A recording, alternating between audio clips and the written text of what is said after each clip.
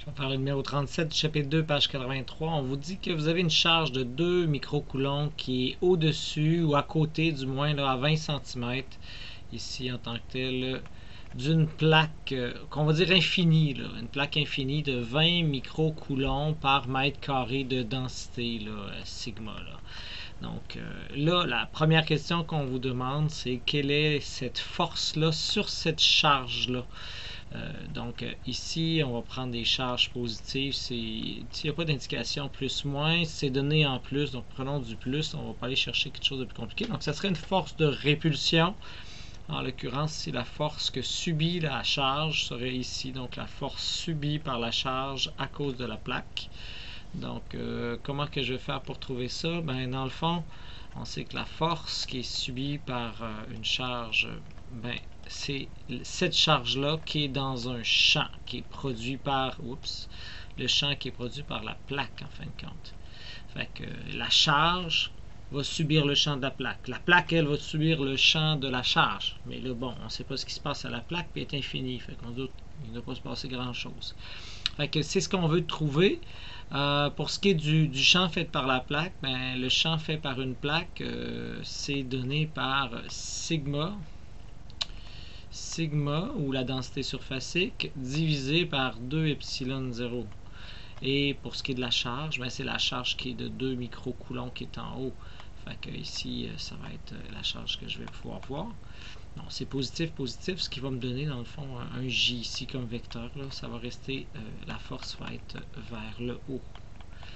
Donc, si on veut calculer maintenant, bon, on a juste à mettre les chiffres dedans. Là. Donc, c'est CP, la charge de 2 micros. N'oubliez pas de faire x 10 moins 6 coulombs. On a ici la densité surfacique qui est de 20 par 10 moins 6 par mètre carré, diviser tout ça par 2 et fois epsilon 0. Donc l'epsilon 0, on le retrouve au début du Benson, hein, dans la première page avec toutes les constantes. Fait qu'on va voir cette constante-là. Donc 8,854 par 10 moins 12. Et c'est là où est-ce qu'on se rend compte que si j'ai moins 6 avec moins 6, ça va faire moins 12. Donc mon moins 12 en bas avec mon moins 12 en haut, ça s'élimine. Je vois que mon 2 avec mon 2 s'élimine, ce qui va être beaucoup plus facile à calculer. J'ai 20 divisé par 8,854, ça sera avec des newtons. Donc j'ai 20 divisé par 8,854, j'arrive à 2,58866.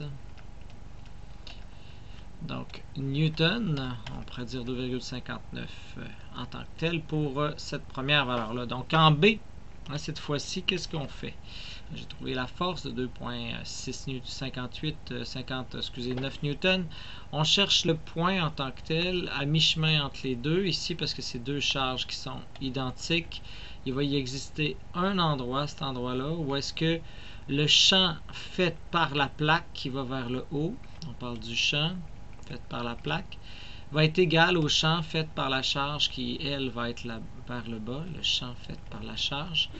Et cet endroit-là, ça va être l'endroit où est-ce que la somme des champs va être égale à 0. Ce serait la somme des forces aussi si on plaçait une charge à cet endroit-là. Donc, pour trouver ça, ben, on va mettre le champ égal au champ. Donc, tout simplement, valeur absolue ici. Là. Donc, on va faire le champ de la charge va être égal au champ de la plaque. Bon, pas besoin de faire un moins l'autre égal à 0. J'ai déjà comme tout fait ça.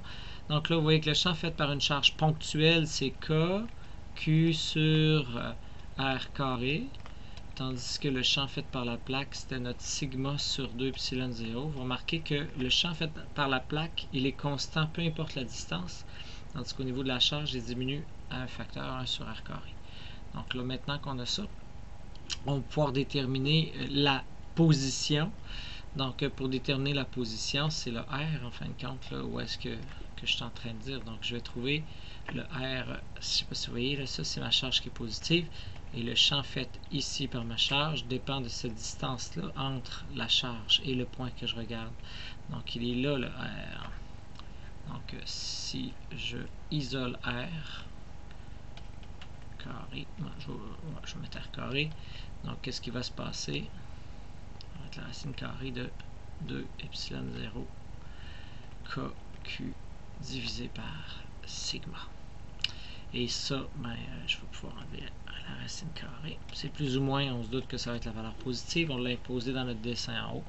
On pitonne le tout, puis on a trouvé la distance qui va donner 0,126 mètres ou à 12,6 cm en tant que tel de la charge vers la plaque de façon orthogonale.